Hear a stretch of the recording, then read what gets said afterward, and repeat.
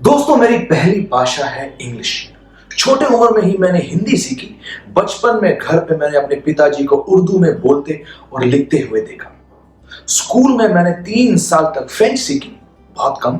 फिर मैंने अपना करियर बनाया इंग्लिश में लिखने से और अब मैं हिंदी फिल्म्स और वेब सीरीज में काम कर रहा हूँ। एक बोर्डिंग स्कूल में पढ़ते समय अलग तरह के जबान सुने मैंने और अलग देशों के music, Bengali, Tamil, Nepali, Korean, Russian जैसे भाषाओं के गाने सुन के मेरा नजरिया शेप हुआ म्यूजिक को लेके। दोस्तों, मेरी लाइफ में संगीत बहुत इंपॉर्टेंट है। I love music and I am constantly listening to music. चाहे एक्सरसाइज के टाइम, साइकिलिंग के टाइम, ग्रोसरीज खरीदते समय, ऑफिस चलते समय, गाड़ी ड्राइव करते समय, हर पल म्यूजिक मेरे आसपास है। और मुझे यकीन है कि आपकी जिंदगी में भी संगीत एक बहुत ही इंपॉर्टेंट हिस्सा है, क्योंकि म्यूजिक हमारी सोसाइटी का एक बहुत ही इंटीग्रल पार्ट है। कोई भी त्योहार देख लो, वहां संगीत एक एक्सप्रेशन है, सेलिब्रेशन का। हम खुश हैं तो गाने बजाते हैं, किसी की बर्थडे हो या शादी तो गाने बजते हैं। हमारा दिल टूटता है तो उस समय भी अक्सर हम गाने की तरफ मुड़ते हैं। मतलब हर मूड के लिए एक गाना होता है।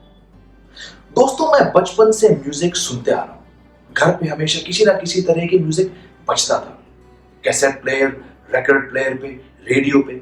मेरे नाना जी गाने के शौकीन थे और हमेशा कोई धुन गाते थे या कोई गाने की ट्यून पे सीटी बजाते थे।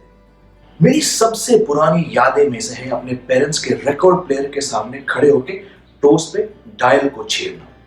बॉम्बे वाले छोटे से फ्लैट में बिन क्रॉस्बी, बॉब डिलन और द बीटल्स के साथ किशोर कुमार, मोहम्मद रफी और मुकेश की आवाज ऑडियो कैसेट्स और एलपीज पे सुनने का।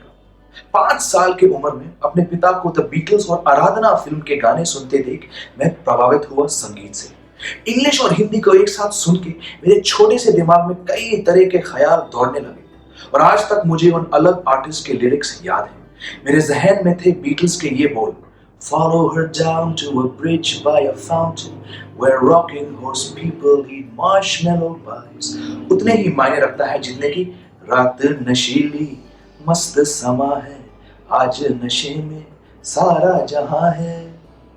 और कहीं ना कहीं बचपन से ही ये इंग्लिश और हिंदी गाने सुनने की आदत मेरी आइडेंटिटी को इनकैप्सुलेट करती है। एक Indian of American lineage, fourth generation born here in India, an Indian born and raised and by passport but of mixed cultures।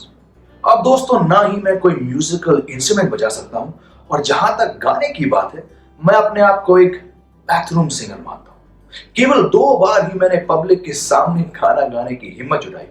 12th class में जब मैं स्कूल के टैलेंट शो में लकी अली का ओ सनम गाया और फिर फर्स्ट ईयर कॉलेज पे जब स्टेज पे मैंने सत्ते पे सत्ता फिल्म से दिलबर मेरे गाया।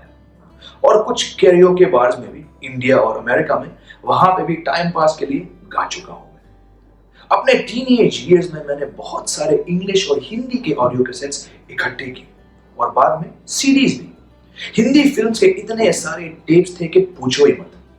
इस वीडियो में ऑलरेडी मैं आपको बता चुका हूं उसके बारे में। और फिर जब मैं 1999 में कॉलेज के लिए अमेरिका चला गया तो नैपस्टर से अनगिनत हिंदी और इंग्लिश गाने डाउनलोड करके मैंने उन्हें सीडीज में ट्रांसफर किए, जिनमें से आज भी कुछ है मेरे पास। वो कॉलेज के दिन बड़े यादगार थे। Kumar Sanu, Dave Matthews Band, Silk Route, Oasis, Coldplay, Counting Crows, Ustad Nusrat Fateh Ali Khan साहब और ए.आर. रहमान जैसे आर्टिस्ट के गाने सुनना और उनमें खो जाना। फिर दोस्तों, मेरी लाइफ में एप्पल के डिवाइसेस आए, जैसे कि MP3 जमाना शुरू हुआ।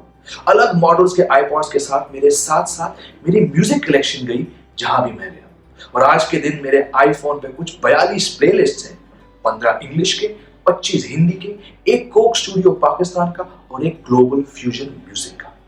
मतलब सच कहूं तो लाइफ के हर सिचुएशन के लिए मेरे पास एक प्लेलिस्ट है। It's my private sound track for my life. और ये गानों के मिक्स सुन के मुझे बहुत खुशी और सेटिस्फैक्शन मिलता है। क्या है आपके पसंदीदा गाने? जरूर मुझे बता दीजिए नीचे कमेंट सेक्शन में। I would love to hear from you as always. बाकी अगली मुलाकात तक खुश रहिए, सुरक्षित रहिए और अगर अभी तक नहीं किया हो तो जरूर मेरे चैनल को सब्सक्राइब कर दीजिए। जय हिंद, वंदे मातरम।